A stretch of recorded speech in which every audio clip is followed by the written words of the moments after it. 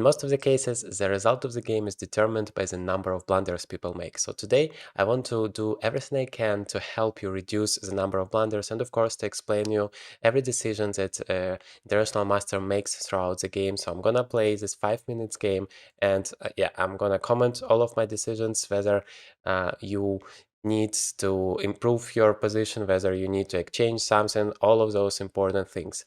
So, well, I have created a new account here for this 5 minutes game. So we are going to encounter different levels here. We are playing against 1300 rated player. Let's see how people are playing here and what is necessary to win against such a level. So my opponent plays h5 here, which is a very, very different move from what you normally expect. And well, the general rule is whenever your opponent is attacking on the side, you should answer in the center. So you should create some squares, some threads there. So that is what I'm trying to do. I'm trying to make this h5 move looking weird and just play normally what you should do, fighting for the center, developing your pieces, of course. And so, well, he's also doing all of the normal stuff except for this move h5. It looks, first of all, like a lose of a tempo, because in the opening you always want to be as fast as possible and develop all of your pieces. And secondly, I mean, yeah, in general, this move is very weird. I don't understand the point of it. So let me play queen a4 check immediately, attacking this bishop. The only move here is knight to c6. Let's see. Yeah, okay, he's making it. And now knight to e5. So I'm attacking this knight once again. I'm threatening to take it. And well, notice that I'm trying to put as much pressure on my opponent as possible. So that is also a very good thing if you want to win the games, if you want to make it more difficult for your opponent, always try to create threats, because then the chances are that sooner or later the opponent is going to make a mistake. It's really high. Okay, so now my opponent played bishop d7 and knight takes e5 is a huge threat. So I have to take this bishop, which is great for me because now I have a pair of bishops. I really love to have it. But of course, the difficulty is how do you play it with it? How do you use the fact that you have a pair of bishops?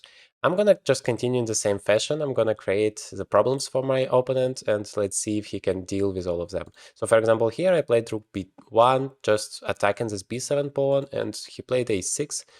Yeah, not really defending it, so I guess I can just take it. I don't see any reason why I can't, because whenever this knight jumps, I can just take it with a check, so I can never get into trouble this way. Only once he make castles, but I still have some time. And also what I really like here is a move bishop to a3, because it's not allowing him to castle. And that makes it much more difficult. Yeah, knight a4 is a good move, it's an attacking move, but I can just go back and defend. The queen has done everything that was needed on this a4 square. Well, the drawback is this knight a5 square. That is something I missed because it's going to be a fork and this pawn is going to be attacked. So I should have exchanged the pawn first on d5 and then I should have played queen c2. Played a5, which is, yeah, blocking this square for the knight. So this move is not a very good one. And now I could just continue my development, which is always the goal, to develop all of your pieces. So bishop d3 and castles are still left in terms of finishing the development. This h pawn thing is not dangerous at all. Whenever this pawn goes to h4, I can just play h3, stop it altogether, so he can't create any weaknesses in my camp, and then the pawn on h4 would be just there doing absolutely nothing. So you could see that if you play solid, if you don't create any weaknesses in your camp, then you make it so difficult for your opponent to come up with some idea. So he felt like he has to do something. He can't castle. He's a pawn down. So that is why he decided to go for some active actions, sacrificing the knight here. But I don't really see a point. What happens if I just take it twice? I mean, I control everything. That's a very good thing, that if you're careful with your camp, like, yes, my king is still in the center, but there is no way to get to it, and that is why it's not dangerous. Well, my rook is hanging, but I can just exchange now. And remember, if you have some extra material, it's always great to exchange some stuff, as it's going to be simpler for you to convert the advantage. Okay, here I have to develop my bishop somewhere. I might also play c5. I really like this move because it's not allowing his queen to be activated and also opening up my bishop. It might come with a check now. It's a very good thing to develop your piece with a tempo. So that's what I'm doing. And now I can just castle. Also notice that this rook on h8 doesn't participate in the game at all. He has a way to develop it this way, but he's not doing it for some reason. And meanwhile, I can just, yeah, play a4, can just push this pawn all the way to a7, and then it's gonna be difficult. Yeah, so remember what I said about this pawn. Whenever he plays h4, I can play h5. Yeah, it's pretty smart. He wants to play g4 and attack my king, so I have to deal with it somehow. I guess I can just play f3, cementing the whole thing, because if he plays f5 and then g4, I can take it with the f pawn, and that would open up my rook, and, well, his king would be the first one to be in trouble. For now, yeah, I wanted to play a5, but this square is covered. I also can play e4. Remember about, well, if your opponent is attacking you on the sides, trying to answer in the center. So I quite like this move. Yeah, let's just do it. Because whenever we are opening up the position, it's going to be very difficult for the opponent, because the king is very opened here. I'm not really that afraid of my king being exposed, because, well, I have an extra bishop, I have a lot of active pieces. Yeah, here I can just take on f5. Nice. And then still this bishop is coming. This rook is now very active. This rook is ready to jump to participate in the attack. Okay, so here I have a check. Or I can just play queen to f2 for now. Well, he has some ideas to go for it. Maybe just rook e5, because the rook is protected here and I just want to get to this pawn. I mean, he has some ideas to check here. Yeah. But I can take this guy for now, because there are no checks. The f2 square is covered, the f1 square is also covered, and apparently missed that.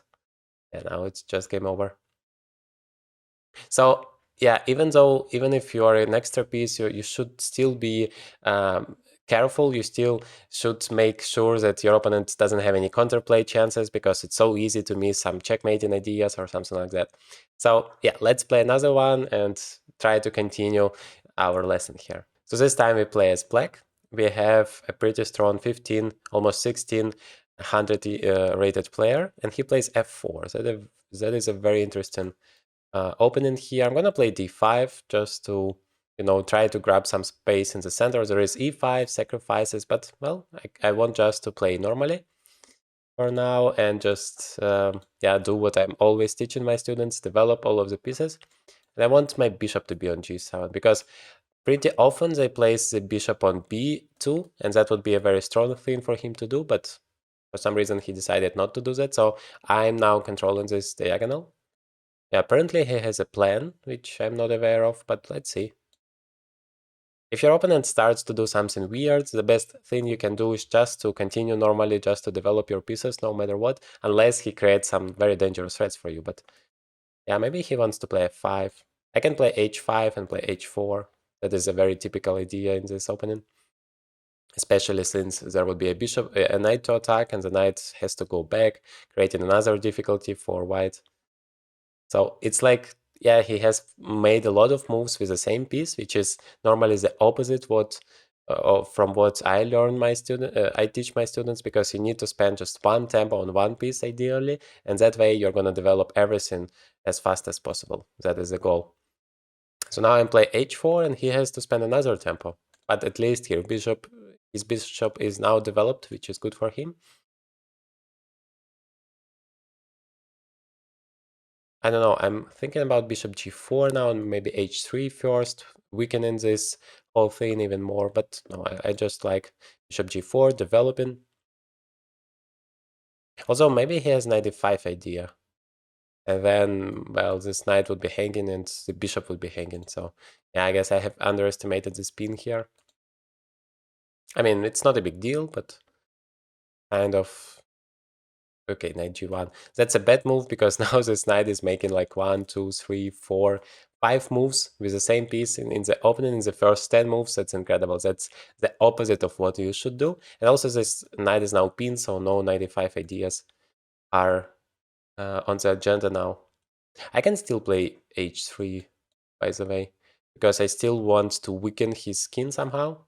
And also, like, he can't castle because the knight is blocking that. I mean, why would you do that? He could have just castled instead.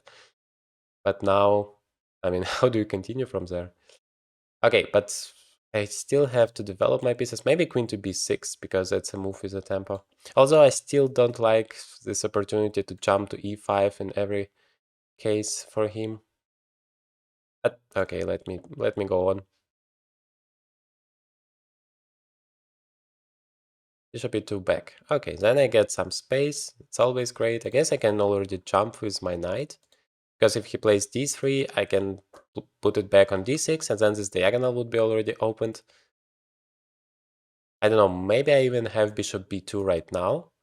Sacrificing this knight, like bishop takes, queen takes, pawn takes, pawn takes. I'm attacking this knight, and I'm ready to play rook to d8, attacking the queen. I mean, that seems like a funny variation. It's not necessary at all. Like, the objectively or practically the best thing would be just to go back, but I'm curious if that could work because I'm gonna have 2 pawns for the piece and yeah, huge initiative. I'm still not convinced that it's enough. No, I guess I shouldn't do that. I should just go back. Because now I'm gonna have some e5 opportunities. I have just to castle somewhere. Not sure whether I should make long castles or short castles. Yeah, knight g5 is a good move because now he's attacking my bishop. But what about this b2 pawn? Ah, okay, now I understand. If I take with a bishop, knight takes, and knight is covering the c3 square. So when I take it, he can play rook b1, and I don't have bishop c3 check. But I have queen a5 check. No, bishop d2. Okay, but my bishop is hanging. I don't really want to exchange the bishops because, well, he has less space. And when your opponent has less space, don't exchange the pieces because it's gonna make the life simpler for him. For example, here you can't play knight f3, which would be a desirable move because of f6. And then the knight has no moves to go. Played bishop f3, but the problem is the same. After f6, you don't have any moves. Like, yeah, you can take it, but I'm gonna take the knight. I'm gonna do that. I mean, bishop takes b2 was other opportunity, but that one I like much less. This one just wins the knight. It's always great. At h3, but there are not enough defenders there. But at least, yeah, he gets 2 pawns now, the h3 pawn and then the d5 pawn. And also my bishop is still closed. So yeah, I completely agree with that. But still, an extra piece is an extra piece. g4, so he wants to trap my bishop here. But I mean, how are you gonna attack it afterwards? Maybe this bishop goes here and then queen goes there. That is the idea. But what if I just defend? Now, how are you gonna attack it once again? I don't see it like that, but that's too slow. So I'm gonna defend the pawn for now. And I also want to play f5, and that would help my bishop and also open up this bishop, which of course is one of the greatest pieces here for black.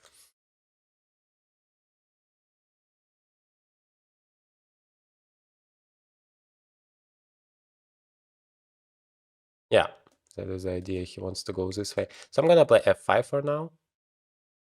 That has two purposes, opening up the bishop and threatening this g-pawn. And if he plays g5, at least I always have bishop g4. That would save my bishop.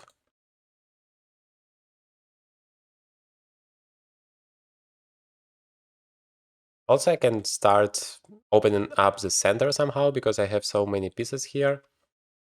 I still need to make castles at some point.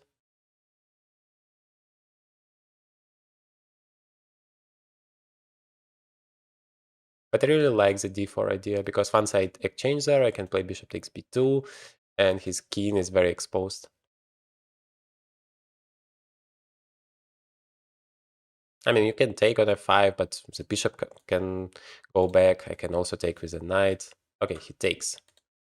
Okay, well, I have an extra piece, so every exchange is good for me because it simplifies the task for me, making it easier. Queen g2. Ah, okay, so the idea is to get somewhere here along the g file. Well, I might just give up the exchange and join my 2 pieces for a rook. I really like that because I also take on b2. Yeah, let's just do it.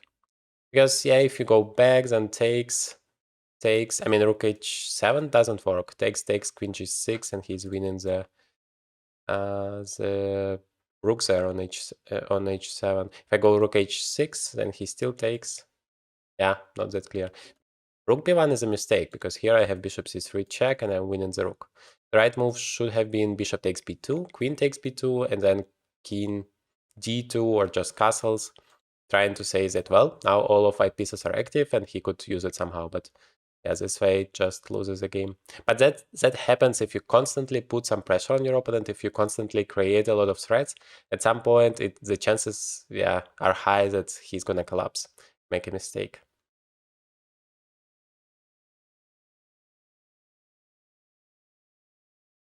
So here I don't really see a good way to continue the game, because not only the rook would be lost, also the c2 pawn would be hanging. If my king would be somewhere on g8, you could still try to create some checkmating ideas, but now I'm just one move away from the castles. I never have time for it somehow. But still, yeah, that should be good enough. Yeah, time goes. Maybe a good chance for me to say subscribe to my channel if you want to improve your chess. I'm always happy to help you. Okay, so the time runs out. We have won this game, and yeah, I guess that was an instructive one, because you could see that although it was very unusual in terms of the opening, but still all of the main principles are working. You always want to develop all of your pieces. You always want to be active, create some threats for your opponent, and then you're good to go. If you want to dive even deeper into understanding what is a real difference between a good chess player and a bad one, I recommend you watch this video where I share a 4-system proven formula to find the best move in every chess position.